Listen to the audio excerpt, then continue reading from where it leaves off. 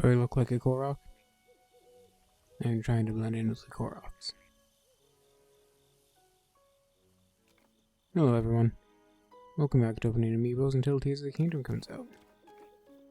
Day 24, I believe. Let's get right into it.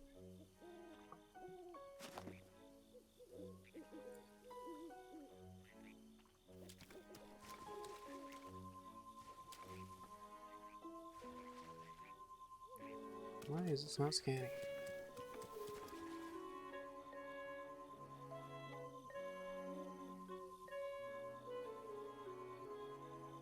That's odd. This Amiibo never usually struggles.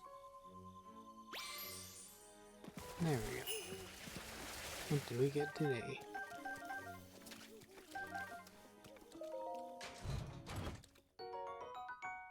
Ooh, Claymore. No. So I am in the Korok Forest because I was expanding my inventory, but I didn't actually have enough seeds to expand my weapon stash, so I just did my shield. Sorry for that intermission. Everything's all good. In this episode, I think I'm gonna try to spend the time talking about animals if I can stay on topic. But we know I can never stay on topic. Aw, you got little hot-footed frogs. Come here. Gotcha. So the reason that animals are on my mind today, because I actually had a kind of odd day with them. So, as usual, every day, I wake up with Bubbles beside me. Just how life is. But my day got more and more animal filled as it went on. So Todd has not been doing super well lately. We got his appointment scheduled for him. And he's been looking pretty thin, so we were all kind of worried about him. And I saw Todd, and, well, he was looking way better. His weight had all suddenly returned. Hey, Sheik's mask. I have... How do I look at that? I have way too many Sheik's masks at this point. Like, I really don't want more. Anyway, yeah, his strength had returned to him, his size had returned to him, like, overnight. He was acting perfectly healthy and playful and fine. It was weird, it's like, he just rejuvenated overnight. Sorry. Keep getting distracted by things as always. But, so then I went to visit my mother today, and I took her dog for a walk, and on that walk, I found two cats just chilling on the fence, and normally, you know, cats are wary around unusual dogs in their neighborhood, but, these cats weren't. I can't talk, these cats weren't. And I went up, and they were just chilling, and they let me pet them, and it was a good time. And then after that, went back to my own house, where of course there were no, well, shouldn't have been any dogs with me. And there was a dog in my driveway, waiting for me. Like a black dog I've never met before. Lila's a golden retriever, so if I saw any dog I would expect to see her, but no, it was just, oh, and there goes a legendary sword. Yeah, and it was just in my driveway hanging out.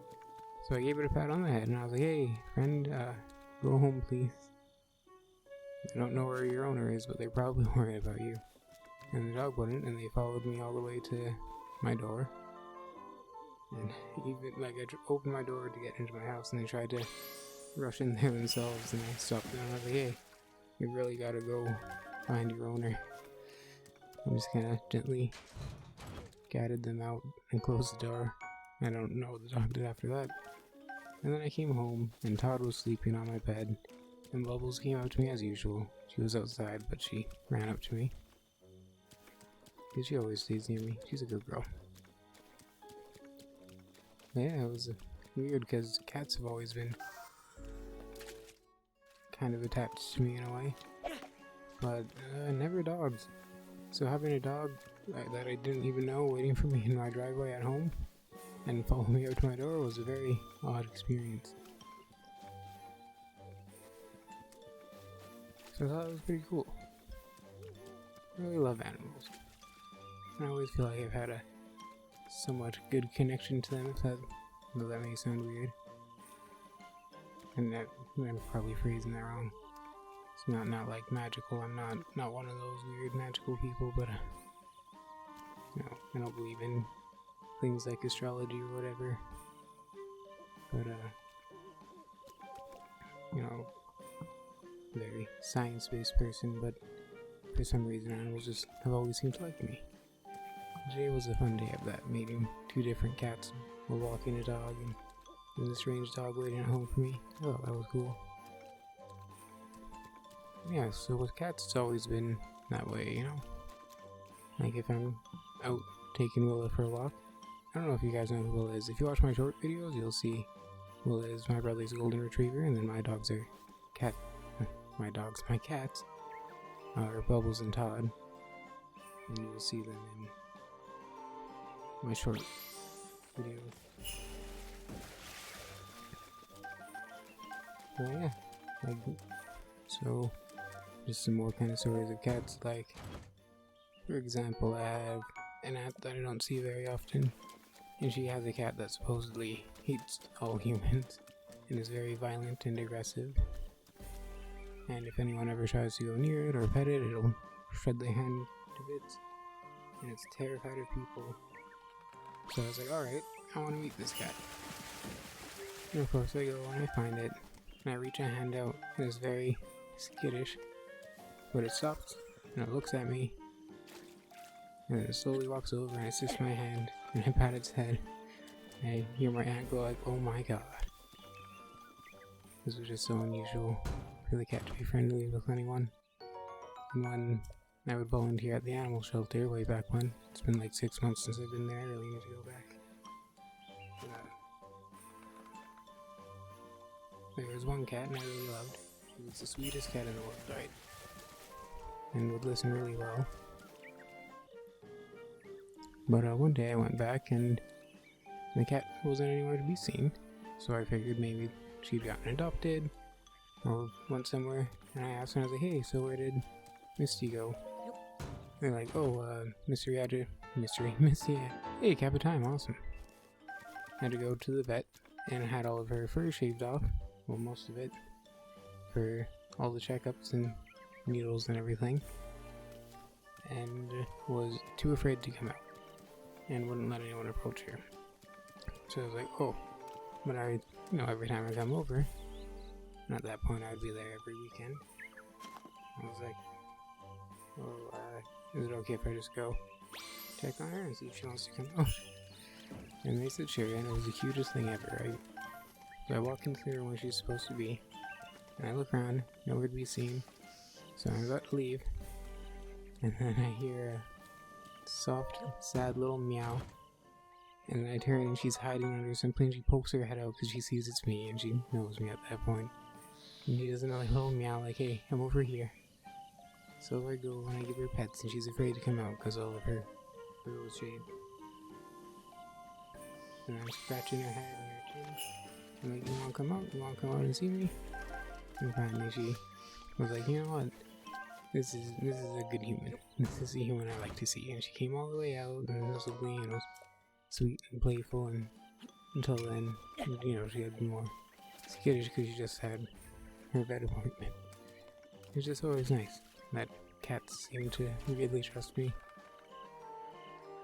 If I see them on the side of the road ever, if I meet a cat that's shy or aggressive, I always tend to get along with cats. It's always like that. Sadly, foxes not so much. There are a lot of foxes in my neighborhood, but every time I see one it runs away.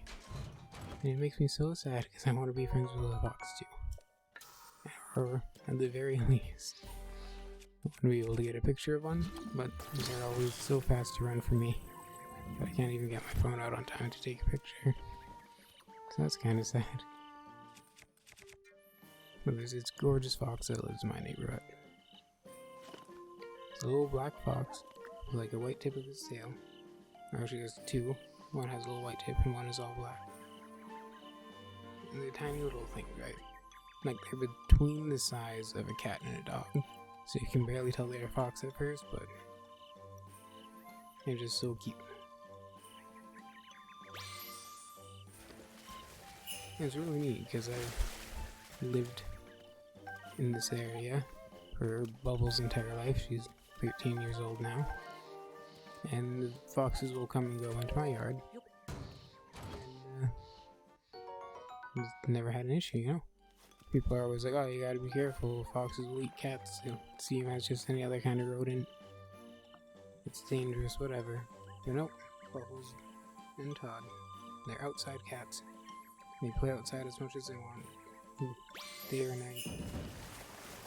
Always have the foxes in the neighborhood, and they've never fought. They just always seem to get along, so I'm pretty grateful for that.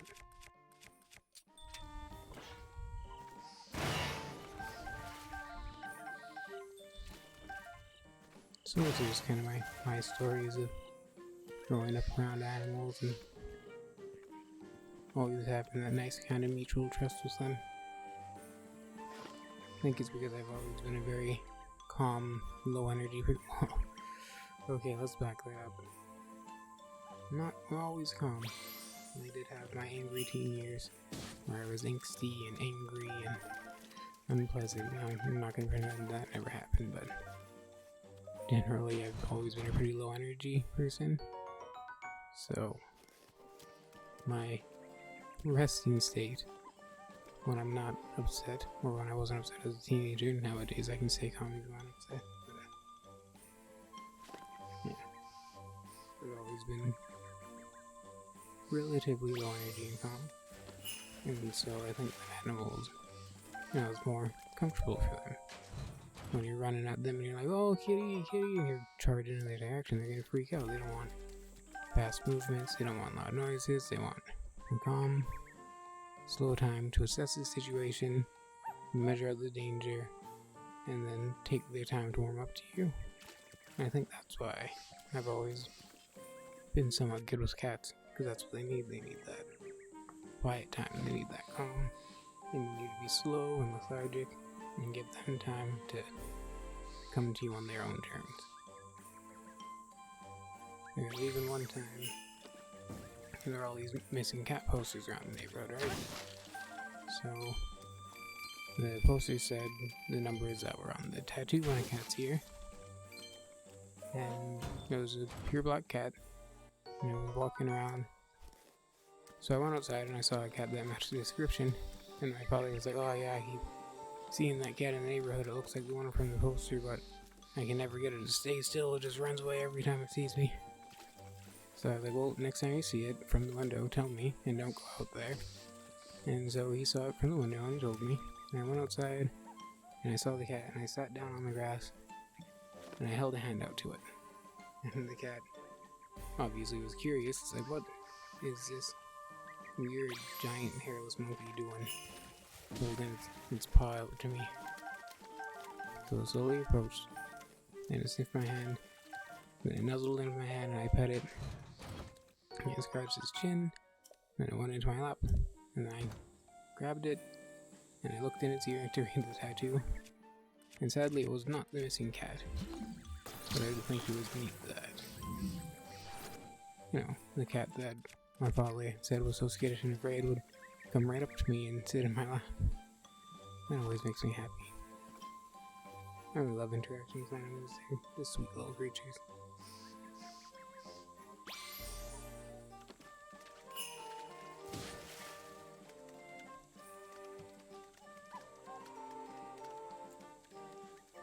There's an Amiibo that I cannot remember if I scanned or not, so I'm going to try to scan it again after this. I get so mixed up, okay? It's hard to keep track. Some arrows are always nice. I would kind of prefer gems though.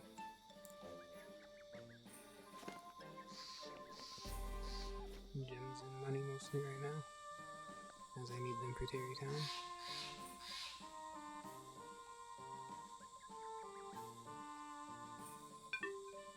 Why is my controller not cooperating today? Okay, yes, I have scanned that one already. And so I assume I've also scanned this one. Okay, I'm on to the next set then. Next row.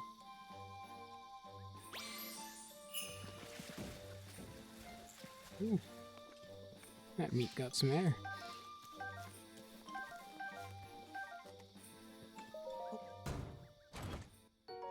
They're kind of funny.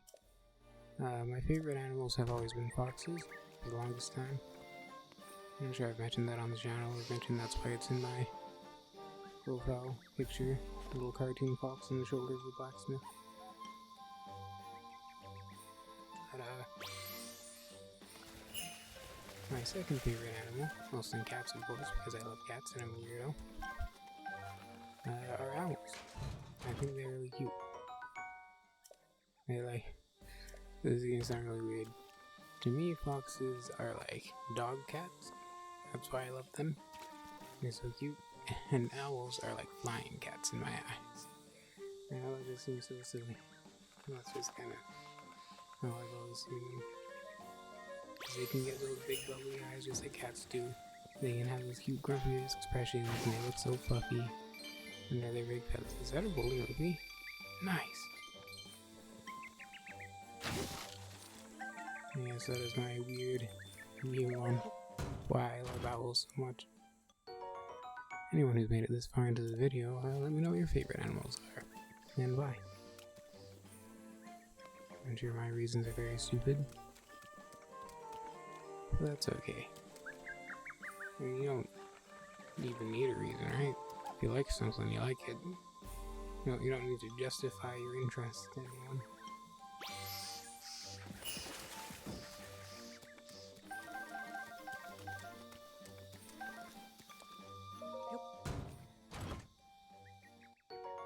Brutal shield, durability. I haven't gotten a lot of shield this episode, have I? Nope. It's the first one. This is weird because we normally get so many.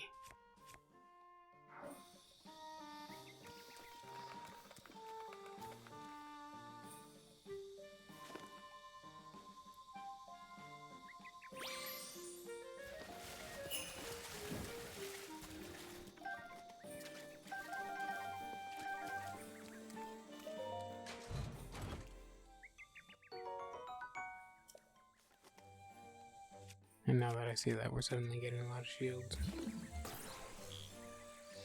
Why do I have this up? What is this? Is it just I spawned?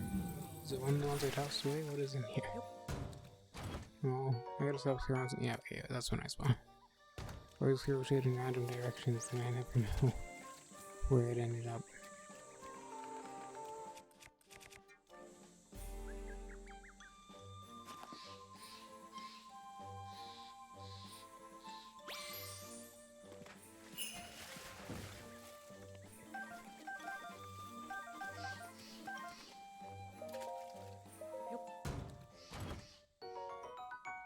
Falcon Bow Workshop. What bow is currently taking up that spot? Because I like quick shot bows. Oh, this is also quick shot bow. That's 26. Falcon is 20, I believe? Yeah, only 20. Alrighty, we'll forget about it for now. We do the Amiibo pulls every day. It's not like we're running low on opportunities for bows. Our bows overflows, as they say. No one says that.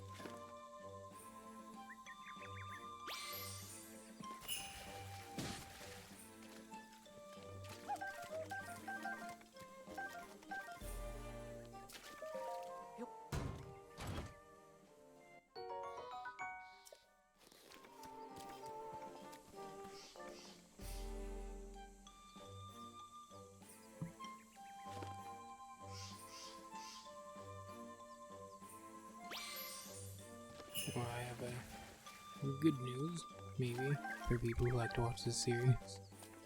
I finally stopped being an idiot and realized I did not create a playlist of these videos, so I finally assembled them into a playlist. So if anyone does just want to leave them on as background noise while they're doing chores or whatever, there you go, now you can. I don't know why it took me like 24 days to realize that, 23 days, whatever. I guess I'm just dumb. I guess they're all in the playlist now.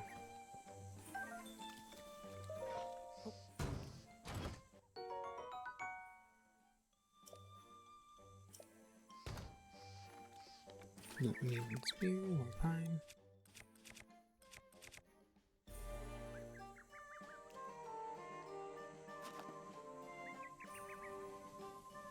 I think we're on our last two Amiibos already.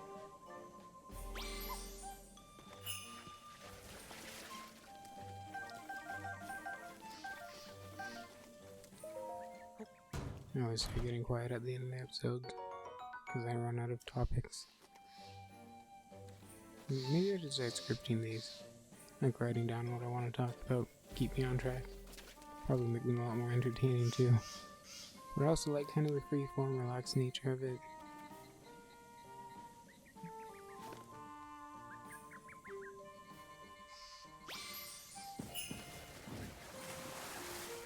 Really, no, when you're having a conversation with a friend or whatever, it's not like you script it. Well, aside from shower thoughts where you overthink conversations that will never happen, which I do constantly. That was the last Amiibo, by the way. Oh, hey! We actually got a rare drop from our last Amiibo. Awesome. Trousers of the Sky. Also, you know, we have the difference between these and conversations with friends is that a friend responds and, like, gives you jumping off points. But this is me just pre-recorded talking into a mic, staring at my computer and my cat. So, yeah. Maybe scripting the episodes ahead of time would be a good idea. I don't know, let me know if you think it would be better scripted or if you like my random nonsense rambling and getting off topic all the time. Anyway, that's the end of the episode. Thank you all so much for watching, and I hope you have a fantastic day. Make good choices. Bye-bye.